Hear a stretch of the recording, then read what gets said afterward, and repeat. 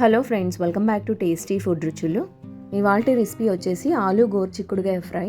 ఇది చపాతీ, రోటీ, రైస్లోకి చాలా బాగుంటుంది. సో ఆలు గోరుచిక్కుడుగాయ ఫ్రై ఎలా ప్రిపేర్ చేయాలో ఈ వీడియోలో చూద్దాం.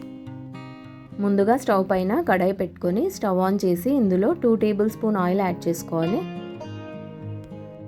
ఆయిల్ హీట్ అయిన తర్వాత ఇప్పుడు ఇందులో 1/2 టీ స్పూన్ ఆవాలు వేసుకోవాలి. అలాగే 1/2 టీ స్పూన్ జీలకర్ర యాడ్ చేసుకోవాలి. తర్వాత ఒక పెద్ద సైజ్ ఆనియన్ని ఇలా సన్నగా కట్ చేసుకొని ఇందులో యాడ్ చేసుకొని ఫ్రై చేసుకోవాలి.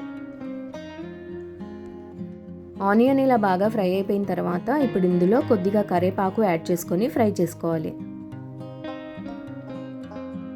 తర్వాత 1 టీ స్పూన్ అల్లం వెల్లుల్లి పేస్ట్ యాడ్ చేసుకొని ఫ్రై చేసుకోవాలి. ఇది కొద్దిగా పచ్చివాసన పోయేంత వరకు ఫ్రై చేసుకోవాలి. నెక్స్ట్ 3 మీడియం సైజ్ ఆలు తీసుకొని ఇలా చిన్న ముక్కలుగా కట్ చేసుకొని ఇందులో వేసుకొని ఫ్రై చేసుకోవాలి.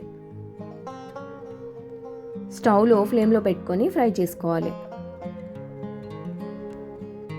సో ఇలా బాగా ఫ్రై చేసుకున్న తర్వాత మూత పెట్టి ఒక 5 మినిట్స్ లో ఫ్లేమ్లో ఉడికించుకోవాలి. 5 మినిట్స్ తర్వాత మూత తీసి ఒకసారి మొత్తం మిక్స్ చేసుకోవాలి. ఆలు ఇలా బాగా ఫ్రై అయిపోయిన తర్వాత ఇప్పుడు ఇందులో 1/2 టీ స్పూన్ పసుపు యాడ్ చేసుకోవాలి. అలాగే టేస్ట్కి సరిపోయేంత సాల్ట్ యాడ్ చేసుకొని మిక్స్ చేసుకోవాలి. ఇలా మొత్తం బాగా మిక్స్ చేసుకున్న తర్వాత నెక్స్ట్ ఇక్కడ నేను 1/2 కేజీ గోరుచిక్కుడుగాయ తీసుకొని సన్నగా కట్ చేసుకొని 3 విజిల్స్ వచ్చేంత వరకు ఉడికించాను. ఇప్పుడు ఈ గోరుచిక్కుడుగాయని ఇందులో యాడ్ చేసుకొని మిక్స్ చేసుకోవాలి. ఇలా మొత్తం బాగా మిక్స్ చేసుకున్న తర్వాత మూత పెట్టి ఒక 10 to 15 మినిట్స్ లో ఫ్లేమ్లో ఉడికించుకోవాలి. 15 మినిట్స్ తర్వాత మూత తీసి ఒకసారి మొత్తం మిక్స్ చేసుకోవాలి.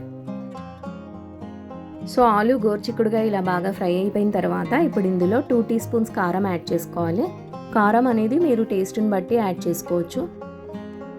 నెక్స్ట్ ఇందులో 1 టీ స్పూన్ ధనియాల పౌడర్ యాడ్ చేసుకోవాలి. అలాగే 1 teaspoon garam masala powder add చేసుకొని మిక్స్ చేసుకోవాలి.